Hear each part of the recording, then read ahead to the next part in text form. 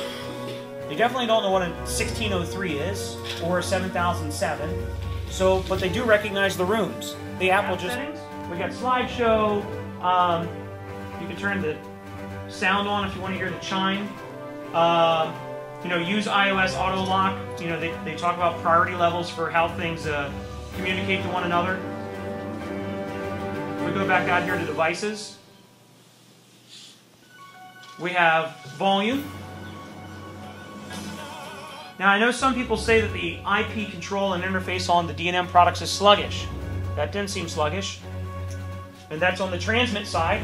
So let's look at the receive side. Exactly what I'm doing here. And I'll play with it also through itself. If I go straight to the source that's showing and tap it, I can pull up every one of the network capable sources. Now, as I mentioned earlier, on the 4520, if I went in and deleted Spotify and SiriusXM and Pandora, all these go away from the app. They also go away from the visual interface on screen, so we won't see those anymore. Let's go ahead and exit out of this. If I want to change the DSP or the surround mode, I can tap right here. We can see which ones are available, and we can exit out. Down here at the very bottom, these main 8 keys, these keys are personalized, so you can tailor them. If I go and press and hold media player for about 5 seconds, I can pull up and change that to make it so that that's now going to be the cursor control. With inside cursor control, I can go to setup, and for anybody that's close enough, I didn't want to take the on-screen off here, you can see that I just pulled up the system setup on the front panel of 4520. And I can go and navigate through it. I'm down to setup assistant, I'm back up to audio, and I'd be able to navigate the full system setup of the receiver. Now, the cool part to that one, everybody, is that if you had your video display up and working, but you didn't have your control system up and working, the receiver's back in the rack, but you needed to see the on-screen, you could sit here with your iPad or your iPhone or your Android and use this as your IP-based remote to navigate and set up the preliminary stuff of the receiver. Just trying to make your lives easy. Scroll the whole way to the bottom. Select iPod player here. Now iPod player is within inside of this main page. If I tap iPod player, this pulls up what's currently playing. When I hit the AirPlay logo at the very bottom, you can see all the AirPlay capable devices are now showing up. So I could send it to any one of these. You don't have to do it from our app. You could come out here. You could do it from the music player app. I could go up here to the very top and select it. What I'm trying to get out is we don't have to multitask and go double tap and flip between different sources. You can stay inside the D&M application and not have to work off of 5 or 6 different apps. Now, let's go ahead and switch gears and pull up the Denon version just so you can see both sides of the plate, since we're already in. Okay, so we're still doing AirPlay. We can go back out to the library. We can see all of the content here. Let's go ahead and get back out to player view and go back out to the main home. And inside a network, I'm going to pull up the media server. I asked earlier about how many of you have used AirPlay before. You need it for AirPrint. You need it for AirPlay. You need it for one Apple device to basically communicate with another one. The problem is that not every router on the market supports it. There's also some other configurations that need to be done inside the router. So before you walk out of here today believing that every router on the market will just work, don't. Yeah, if we all did, there'd only be one manufacturer. The Digital Living Network Alliance, which literally is plug and play for the most part. I mean, it doesn't take much thought. Got a couple apps to show you. The Digital Living Network Alliance, which literally is plug and play for the most part. I mean, it doesn't take much thought. Got a couple apps to show you. And one more called Media Connect. Now, for a lot of people, all these things scare the hell out of people. You don't want to know this much. Problem is that your customers have all these products, they have access to all this technology, and if you offer them the info, you're slightly better than the next person. So, Media Connect, Sync Stream, and Air Music. Let me show you what they do. They do some, as they say in Boston, it's wicked pissa. Alright, watch this. There's another one. It's called Air Music. Sorry, I can't kneel too far. My knees are killing me. So, no, you're good. I'm just going to move back up off the side then. Thank you, though. So you just turn on Air Music, and it goes and finds all the DLNA-capable products. Okay? I'm going to show you one more then. Here's this one called Media Connect. This one's really slick. Alright? This isn't only a DLNA player, meaning a streamer. This is also, or a server, this is also a DLNA playback device. How many of you use iTunes in your house? Okay? You turn on home sharing, it doesn't share. If you wanted to watch stuff back on your iPad and you stored it all on a DLNA server, a NAS someplace, this app will act as a playback for DLNA network. If I come down here into Media Server, Sync Stream, Air Music, hell, even my Droid X is showing up. All of this stuff right here is everything off of my iPad. Air Music, Music, Artists,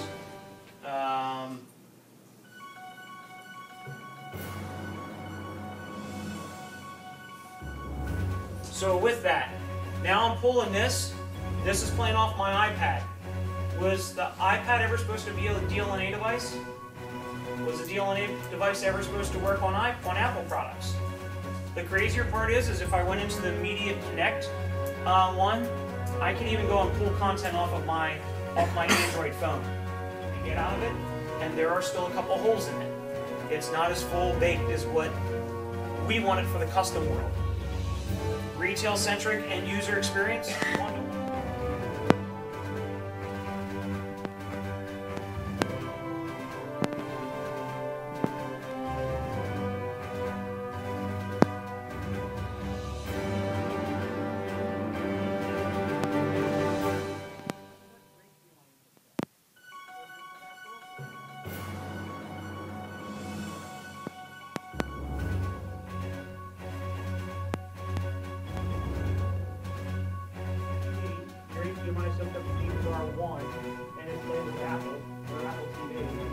Take the optical and plug it in optical. We assign the optical sat cable. Guess what? There's the street music. You select sat cable, you go all the way to street music on. You want to listen to a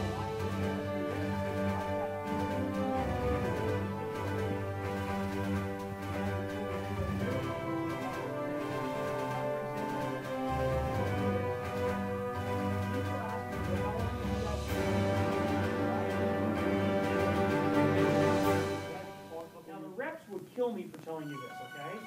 You can use the discrete inputs and actually cheat the entire system and not have to spend more money. Sorry. You want to keep them honest and loyal long term, okay? Not get the big sale now and have them never come back. So you gotta keep outside the box. They call it right? It has the same thing. At a certain point, we have scaling capability because of the analog devices chipset to do 4K scaling. By the way, we also support 4K pass-through, and we'll overlay 4K with the on-screen. So some of our competitors only just give you the overlay, some of them will only allow you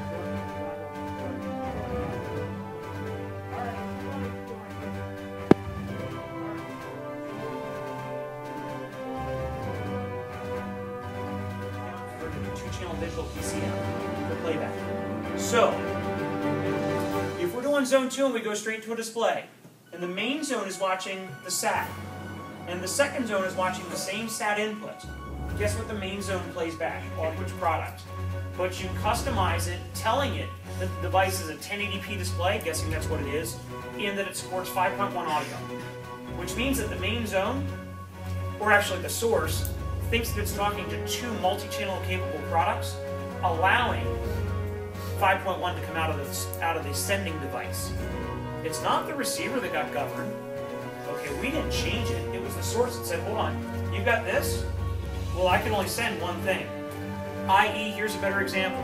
1080p panel, 720p panel. Source is set to auto. What's both displays going to do simultaneously? 720. What if you force the scaler and the source to only output 1080p?